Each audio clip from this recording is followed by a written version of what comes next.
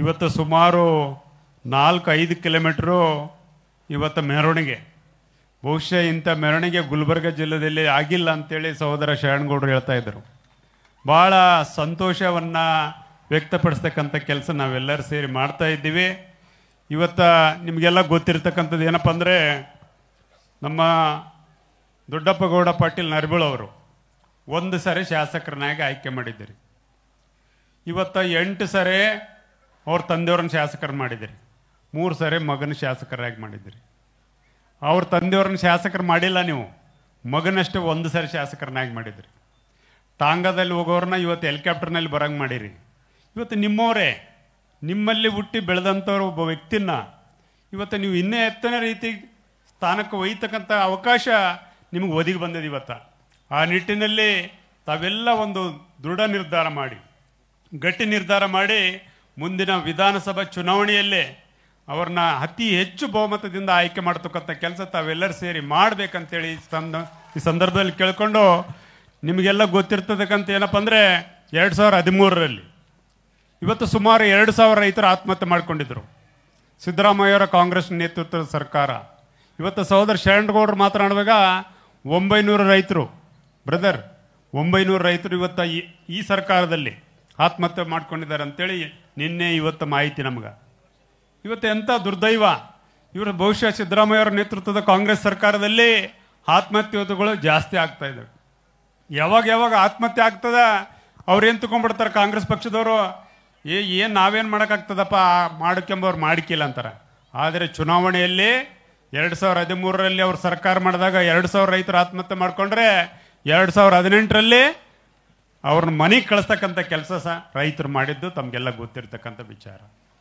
ಆದರೆ ಕುಮಾರಸ್ವಾಮಿ ಅವ್ರ ಅಧಿಕಾರ ಇಲ್ಲಂದ್ರೂ ಸಹ ರೈತರಿಗೆ ನೆರವಿಗೆ ಧಾವಿಸ್ತಕ್ಕಂಥ ಕೆಲಸ ಅವ್ರು ಮಾಡಿದ್ದಾರೆ. ಎಷ್ಟೋ ಜನ ರೈತರು ಆತ್ಮಹತ್ಯೆ ಮಾಡಿಕೊಂಡ್ರೆ ಅವರಿಗೆ ಶಕ್ತಿ ತುಂಬತಕ್ಕಂಥ, ಧೈರ್ಯ ತುಂಬತಕ್ಕಂಥ ಕೆಲಸ ಕುಮಾರಸ್ವಾಮಿ ಅವರು ಒಂದೊಂದು ಕುಟುಂಬಕ್ಕೆ 50,000 ಸಾವಿರ ಪರಿಹಾರ ಕೊಡೋದ್ರ ಮೂಲಕ ಅವರಿಗೆ ನೆರವಿಗೆ ಧಾವಿಸ್ತಕ್ಕಂಥ ಕೆಲಸ ಸನ್ಮಾನ್ಯ ಕುಮಾರಸ್ವಾಮಿ ಅವರು ಮಾಡಿದರು. ಅದಾದಮೇಲೆ ಸರ್ಕಾರ, ಕಾಂಗ್ರೆಸ್ ಸರ್ಕಾರನ ಸಿದ್ದರಾಮಯ್ಯ ನೇತೃತ್ವದ ಸರ್ಕಾರನ ತೆಗೆದ ಮೇಲೆ ಕುಮಾರಸ್ವಾಮಿ ಅವರು ಮುಖ್ಯಮಂತ್ರಿ ಆದರು. ರೈತರು ಸಂಕಷ್ಟದಲ್ಲಿದ್ದಾರೆ, ಇವ್ರಿಗೆ ಏನಾದರೂ ಮಾಡ್ಬೇಕಂತೇಳಿ ನಾವು ಯಾರು 1 ರೂಪಾಯಿ ಸಾಲ ಮನ್ನಾ ಮಾಡಂತ ಕೇಳಿಲ್ಲ. 25,000 ಕೋಟಿ ರೈತರ ಸಾಲ ಮನ್ನಾ ಮಾಡಿದ್ದು ತಮಗೆಲ್ಲ ಗೊತ್ತಿರತಕ್ಕಂಥ ವಿಚಾರ. ಇದು ಕುಮಾರಸ್ವಾಮಿ ಅವರ ಏನಪ್ಪ ಅಂದರೆ ಅಧಿಕಾರದಲ್ಲಿದ್ದಾಗ ಮಾಡ್ತಕ್ಕಂಥ, ರೈತರಿಗೆ ಧಾವಿಸ್ತಕ್ಕಂಥ ಒಂದು ಕೆಲಸ. ಮೊನ್ನೆ ನೀವು ನೋಡ್ತಾ ಇದ್ದೀರಿ, ವಾಲ್ಮೀಕಿ ಹಗರಣ ಸುಮಾರು 187 ಕೋಟಿ ಹಗರಣ. 88 ಕೋಟಿ ಎಲ್ಲಿ ಉಪಯೋಗ ಮಾಡ್ಯಾರವರು? ಬಳ್ಳಾರಿ ಲೋಕಸಭಾ ಚುನಾವಣೆಗೆ, ರಾಯಚೂರು ಲೋಕಸಭಾ ಚುನಾವಣೆಗೆ, ತೆಲಂಗಾಣ ವಿಧಾನಸಭಾ ಚುನಾವಣೆಗೆ 88 ಕೋಟಿಯನ್ನು ಉಪಯೋಗ ಮಾಡಿ ತಮ್ಮ ಅಭ್ಯರ್ಥಿಗಳನ್ನು ಗೆಲ್ಲಿಸ್ತಕ್ಕಂಥ ಕೆಲಸ ಮಾಡಿದ್ದಾರೆ. ಆದರೆ ವಾಲ್ಮೀಕಿ ನಿಗಮದ ಅವ್ರ ಜನರಿಗೆ, ಆ ಜನಾಂಗಕ್ಕೆ ತಲುಪಬೇಕಾಗಿದ್ದ ಹಣ ಆ ವಾಲ್ಮೀಕಿ ಜನಾಂಗ ಆರ್ಥಿಕವಾಗಿ, ಸಾಮಾಜಿಕವಾಗಿ, ಶೈಕ್ಷಣಿಕವಾಗಿ ಮುಂದೆ ಬರಲಂತೇಳಿ ಮೀಸಲಿಟ್ಟಿದ್ರು, ಆ ಹಣನ ದುರುಪಯೋಗಪಡಿಸಿಕೊಳ್ತಕ್ಕಂಥ ಕೆಲಸ ಈ ಸರ್ಕಾರ ಮಾಡಿದೆ. ಆದರೆ ಈ ಸರ್ಕಾರದಲ್ಲಿ ಮುಂದಿನ ಭಾವಿ ಮುಖ್ಯಮಂತ್ರಿಗಳು, ಭಾವಿ ಸಚಿವರು ಭಾಳಷ್ಟು ಜನ ಇದ್ದಾರೆ. ಅವರೆಲ್ಲರೂ ಬಾಯಿ ಮುಚ್ಕೊಂಡು ಕುಂತಾರ. 2028ರ ಚುನಾವಣೆಯಲ್ಲಿ ಈ ಜನಾಂಗಕ್ಕೆ ಅನ್ಯಾಯ ಮಾಡಿದ ವಿರುದ್ಧ 2028ರಲ್ಲಿ ಇವರ ವಿರುದ್ಧ ಮತ ನೀಡೋದ್ರ ಮೂಲಕ ಈ ಸರ್ಕಾರವನ್ನು ಮನೆ ಕೇಳಿಸ್ತಕ್ಕಂಥ ಕೆಲಸ ಈ ಜನ ಮಾಡ್ತಾರೆ ಎಂಬ ಮಾತುಗಳನ್ನು ಈ ಸಂದರ್ಭದಲ್ಲಿ ಹೇಳಲಿಕ್ಕೆ ಇಷ್ಟಪಡ್ತೀನಿ. ಇವತ್ತು ದೊಡ್ಡಪ್ಪ ಗೌಡ ಪಾಟೀಲ್ ನರಬೀಳ್ ಅವರು ಭಾಳ ಉತ್ತಮ ವ್ಯಕ್ತಿ ಇದ್ದಾರೆ. ಇವತ್ತು ಅವರ 1 ಸಾರಿ ಶಾಸಕರಾಗಿ ಭಾಳಷ್ಟು ಅಭಿವೃದ್ಧಿ ಕಾರ್ಯಗಳನ್ನು ಮಾಡಿದ್ದಾರೆ. ನೀವು 8 ಸಾವಿರದವ್ರ ಗೆಲ್ದವ್ರನ್ನ ನೋಡಿದ್ವಿ ನಾವು. ಈಗ ಬರುವಾಗ, ಮೆರವಣಿಗೆ ಬರುವಾಗ ನೋಡಿದ್ರು. ಗೌರ್ಮೆಂಟ್ ಸರ್ಕಾರಿ ಪ್ರಥಮ ದರ್ಜೆ college, PUC college brother, high school ಸರ್ಕಾರಿ ಹೈಸ್ಕೂಲ್ ಅದು. 8 ನಾನು ಯಾವಾಗಲೂ ಗುಲ್ಬರ್ಗ ಹಿಂಗೆ ಹೋಗುವಾಗ ನಾವು ನೋಡ್ತಿರ್ತೀನಿ, ಅದು ಕಂಪೌಂಡೇ ಇಲ್ಲ. ಎಂಥ ದುರ್ದಯ ನೋಡ್ರಿ. ದಯವಿಟ್ಟು ತಾವೆಲ್ಲ ಅರ್ಥ ಮಾಡ್ಕೋಬೇಕು. ಇವತ್ತು ಮುಂದಿನ ದಿನದಲ್ಲಿ ಇವತ್ತು ನಮ್ಮ ನಾಯಕರಾಗಿರ್ತಕ್ಕಂಥ HD ಕುಮಾರಸ್ವಾಮಿ ಅವರ ಸಾರಥಿ ಅರ್ಜುನನ ಇವತ್ತೇನಪ್ಪ ಅಂದರೆ ಅರ್ಜುನನ ಸಾರಥಿ ಇವತ್ತು ಶ್ರೀಕೃಷ್ಣ.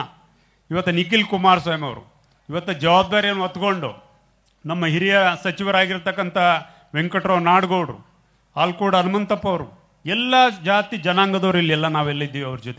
ಅವ್ರ ಜೊತೆಗೆ ಕೈ ಜೋಡಿಸ್ಲಿಕ್ಕೆ ನಾವು ಇವತ್ತು ಬಂದಿದ್ದೀವಿ. ತಾವೆಲ್ಲ ಅರ್ಥ ಮಾಡ್ಕೋಬೇಕು. ಎಲ್ಲ ಜಾತಿ ವರ್ಗದವರು ಅವ್ರ ಜೊತೆಗೆ ಕೈ ಜೋಡಿಸ್ಲಿಕ್ಕೆ ಇವತ್ತು ತಯಾರಾಗಿ ನಿಂತಿದ್ದಾರೆ.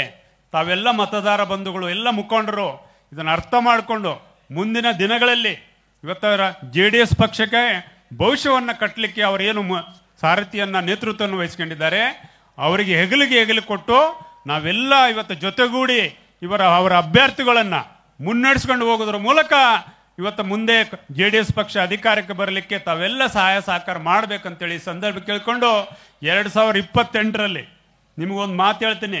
2018ರಲ್ಲಿ ಕುಮಾರಣ್ಣ ಈ ರಾಜ್ಯಕ್ಕೆ ಮುಖ್ಯಮಂತ್ರಿ ಆಗ್ತಾರೆ ಅಂತೇಳಿ ಎಲ್ಲರೂ ಹೇಳಿದ್ವಿ. ಇವತ್ತು 2023ರಲ್ಲಿ ನಾವು ಯಾರು ಹೇಳಿಲ್ಲ. 2028ರಲ್ಲಿ ಈ ರಾಜ್ಯಕ್ಕೆ HD ಕುಮಾರಸ್ವಾಮಿ ಅವರು 100ಕ್ಕೆ 100 ಶತಸಿದ್ಧ ಮುಖ್ಯಮಂತ್ರಿ ಆಗೋದು. ಆ ನಿಟ್ಟಿನಲ್ಲಿ ತಾವೆಲ್ಲ ಅರ್ಥ ಮಾಡ್ಕೋಬೇಕು. ಕುಮಾರಸ್ವಾಮಿ ಅವರು ಮುಖ್ಯಮಂತ್ರಿ ಆಗನ್ನ ಯಾರೂ ತಪ್ಸಕ್ಕಾಗಲ್ಲ. ಆ ನಿಟ್ಟಿನಲ್ಲಿ ಇವತ್ತು ಜೇವರ್ಗಿ ಮತದಾರ ಬಂಧುಗಳು ಎಲ್ಲ ಜಾತಿ ವರ್ಗದವ್ರು ನೀವೆಲ್ಲರೂ ಏನಿದ್ದೀರಿ ನಿಮ್ಗೆ ಕೈ ಜೋಡಿಸಿ ಮನವಿ ಮಾಡ್ಕೊತೀನಿ. ದೊಡ್ಡಪ್ಪ ಗೌಡ ನರಿಬೋಳಿ ಅವ್ರನ್ನ ಮತ್ತೊಮ್ಮೆ ಸಾರಿ ಶಾಸಕರನ್ನಾಗಿ ಆಯ್ಕೆ ಮಾಡೋದ್ರ ಮೂಲಕ ಕುಮಾರಸ್ವಾಮಿ ಅವರ ಸಚಿವ ಸಂಪುಟದಲ್ಲಿ ಸಚಿವರನ್ನಾಗಿ ಮಾಡ್ತಕ್ಕಂಥ ಕೆಲಸ ಮುಂದಿನ ದಿನಗಳೆಲ್ಲ ಆಗ್ತದೆ ಎಂಬ ಮಾತುಗಳನ್ನು ಈ ಸಂದರ್ಭದಲ್ಲಿ ಹೇಳಕ್ಕೆ ಇಷ್ಟಪಡ್ತೀನಿ. ಯಾಕಪ್ಪ ಅಂದರೆ ಅವರು ಯಾರೋ ಒಬ್ಬರು ನಮ್ಮ ಸಂಗಣ್ಣ ಅವ್ರು ಹೇಳಿದರು ಉಪಮುಖ್ಯಮಂತ್ರಿ ಮಾಡಬೇಕು. ಉಪಮುಖ್ಯಮಂತ್ರಿ ಸ್ಥಾನ ಈಗಾಗಲೇ ಸಿಂಧನೂರಿಗೆ ಮೀಸಲಾಗಿಬಿಟ್ಟದ. ಇವತ್ತು ಆ ನಿಟ್ಟಿನಲ್ಲಿ ದೊಡ್ಡಪ್ಪ ಗೌಡ ನರಿಬೋಳಿ ಅವರು ನೀವೆಲ್ಲ ಆಶೀರ್ವಾದ ಮಾಡಿ ಅವರು ಶಾಸಕರಾದರೆ ಕುಮಾರಸ್ವಾಮಿ ಸಾಹೇಬರ ಸಂಪುಟದಲ್ಲಿ ಸಚಿವರಾಗೋದು 100ಕ್ಕೆ 100 ಶತಸಿದ್ಧ. ಆ ನಿಟ್ಟಿನಲ್ಲಿ ಕ್ಷೇತ್ರದ ಎಲ್ಲ ಜಾತಿ ವರ್ಗದವರಿಗೆ ಮನವಿ ಮಾಡ್ಕೊತೀನಿ, ನೀವು ಆಶೀರ್ವಾದ ಮಾಡ್ಬೇಕಂತೇಳಿ ಕೇಳ್ಕೊಂಡು ತಮ್ಮೆಲ್ಲರಿಗೂ ಒಂದಿಷ್ಟು ನನ್ನ ಮಾತುಗಳು ಮುಗಿಸ್ತೇನೆ. ಜೈ ಕರ್ನಾಟಕ ಮಾತು. ನಾನು 86 kg ಇದ್ದವಳು 71 kg ಬಂದಿದ್ದೇನೆ. ವಯಸ್ಸಾದ್ಮೇಲೆ ಎಷ್ಟು ಸ್ಮಾರ್ಟ್ ಆಗಿ ಕಾಣ್ತೀರಾ ಅಂದ್ರೆ ಜಿನ್ನಿ. 126 kg ವೇಟ್ ಇದ್ದು ನಾವು ಈಗ 114 kg ಲೆಕ್ಕ ಬಂದಿದ್ದೀವಿ. ಯಾವುದೇ ಸೈಡ್ ಎಫೆಕ್ಟ್ ಆಗಿಲ್ಲ. 84ರಿಂದ 50 kg ಬಂದೆ, ಆಮೇಲೆ ಸಣ್ಣಗೆ ಫಿಟ್ ಆಗಿದ್ದೀನಿ. ಅದಕ್ಕೆ ನಾನು ಯೂಸ್ ಮಾಡ್ತಾ ಇರೋದು ಜೀನಿ ಸ್ಲಿಮ್.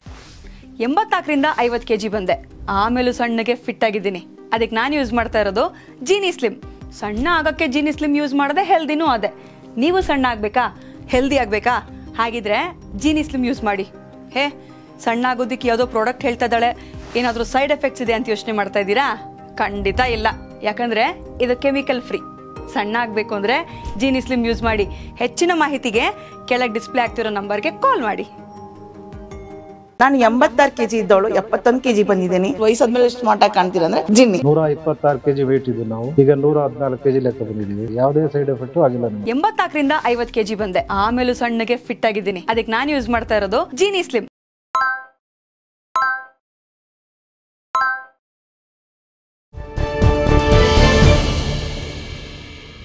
ನಾನು 86 kg ಇದ್ದವಳು 71 kg ಬಂದಿದ್ದೇನೆ. ವಯಸ್ಸಾದ್ಮೇಲೆ ಎಷ್ಟು ಸ್ಮಾರ್ಟ್ ಆಗಿ ಕಾಣ್ತೀರಾ ಅಂದ್ರೆ ಜಿನ್ನಿ. 126 kg ವೇಟ್ ಇದ್ದು ನಾವು ಈಗ 114 kg ಲೆಕ್ಕ ಬಂದಿದ್ದೀವಿ. ಯಾವುದೇ ಸೈಡ್ ಎಫೆಕ್ಟ್ ಆಗಿಲ್ಲ. 84ರಿಂದ 50 kg ಬಂದೆ, ಆಮೇಲೆ ಸಣ್ಣಗೆ ಫಿಟ್ ಆಗಿದ್ದೀನಿ. ಅದಕ್ಕೆ ನಾನು ಯೂಸ್ ಮಾಡ್ತಾ ಇರೋದು ಜೀನಿ ಸ್ಲಿಮ್.